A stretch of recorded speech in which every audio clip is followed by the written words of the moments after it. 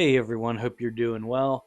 Wanted to talk a little bit about Cyberpunk 2077. I just got this game over Christmas, and obviously I'm a little late to the party, but I'll put some footage up here for you to see of me playing it.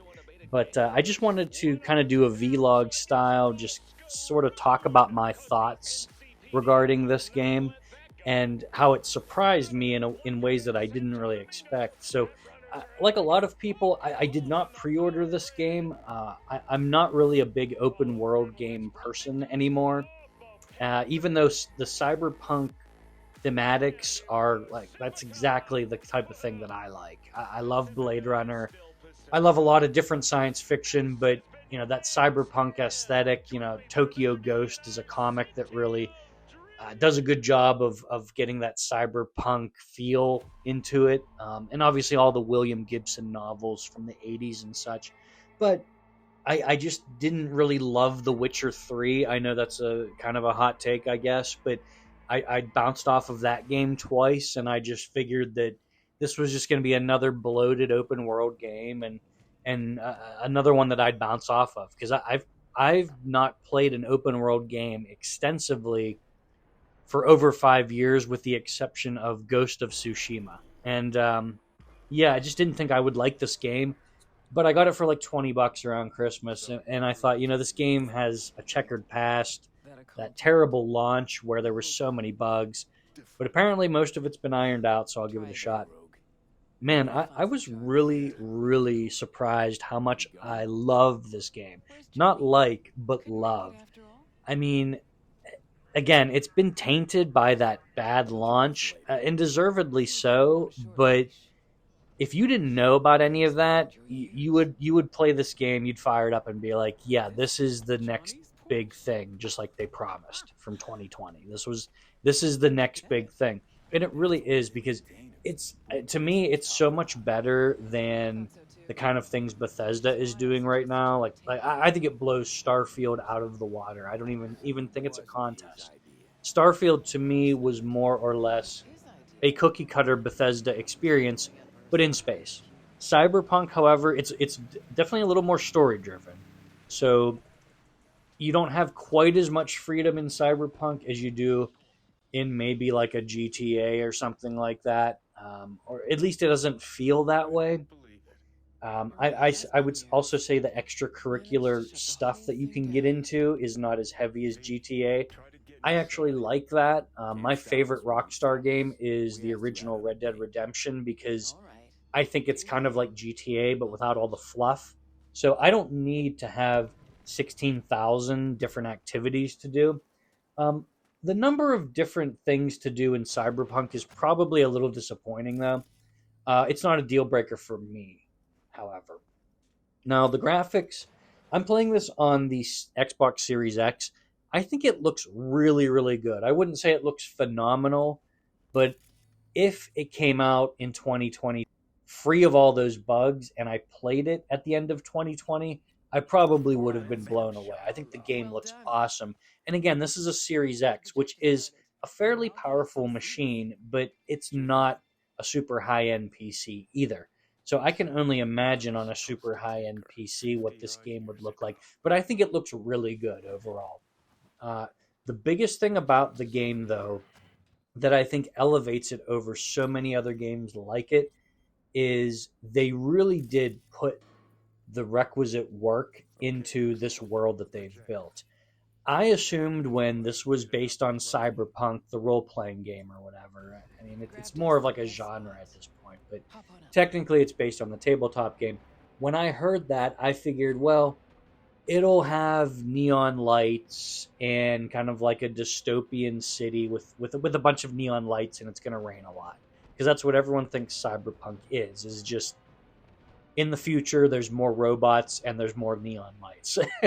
However, they take it to, like I said, the requisite level where it really feels like they understand the source material, where yeah, it's a dystopian future, but they understand the reasons.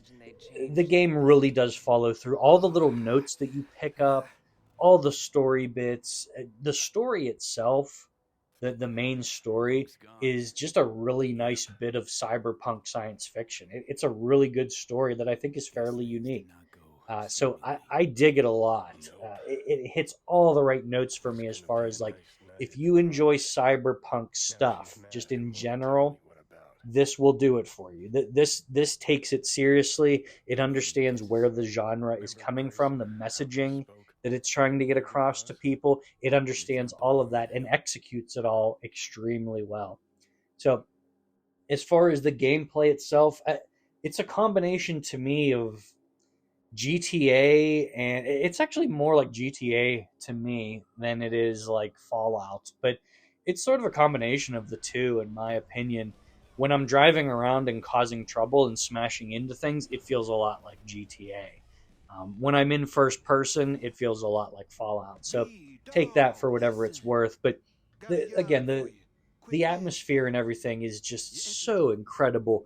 The number of assets they've used to build this city up. Now, obviously, you're going to see some repeat assets in a game this big, but in general, the number of assets they've used and created to make this city a reality, and the outskirts of the city. I mean, there's a lot of times. Maybe GTA players are used to this, but I'm not.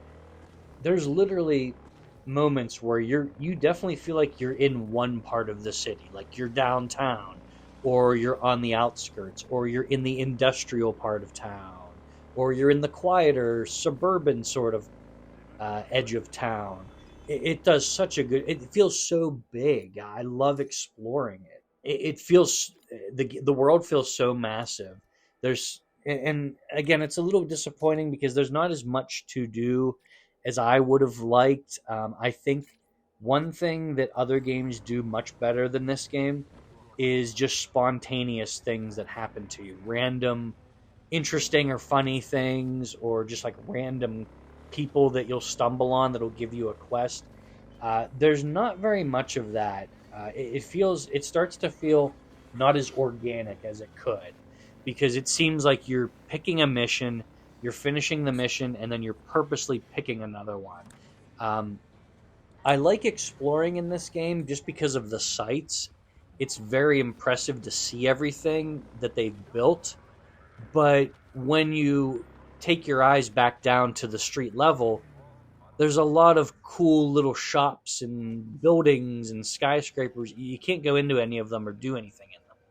And that's to be expected. No one expects the entire world to be filled with things to do. But on the other hand, it does sort of feel like you're just going from mission to mission a lot, because when you do just drive around, nothing unexpected happens really. Either you accidentally smash into a car and the cops keep chasing you, or you accidentally run someone over and the cops start chasing you, or you don't. You just get to your destination and that's that. Now, there's a lot of different items and stuff in the game, but most of the food items are all the same. The cyberware, which is basically all the cybernetics that you can attach to your body and change and upgrade, are really cool. There's also a tech tree, which between the tech tree and the cyberware, I kind of thought it was a little much for me.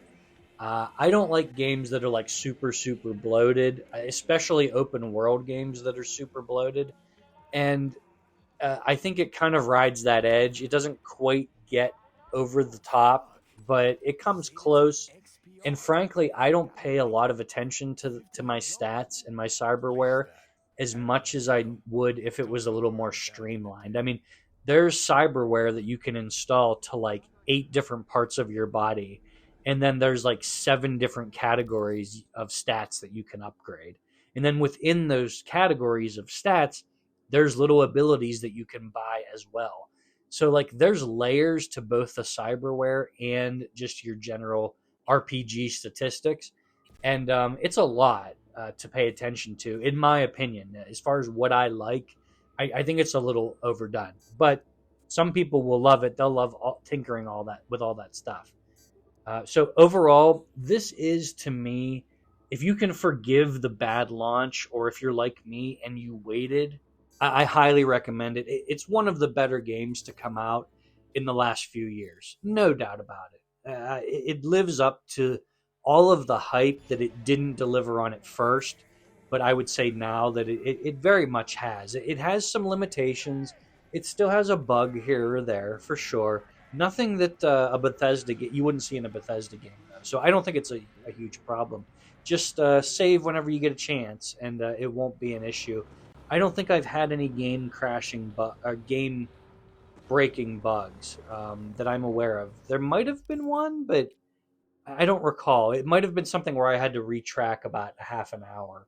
There's a lot of auto saving as well, though. So even if you do get screwed, it's not going to be much of an issue. You might have to replay 15 minutes of gameplay or something. But overall, just kind of kind of blown away by this game, and I understand why some people might be bitter about it. But if this game interests you at all and you haven't played it yet, go grab it. I promise, after a few hours, you'll probably be enthralled if you were interested in the game at all in the first place. So check it out. Love Cyberpunk. One of my favorites in a little while. If you have played it, what did you think of it? Let me know.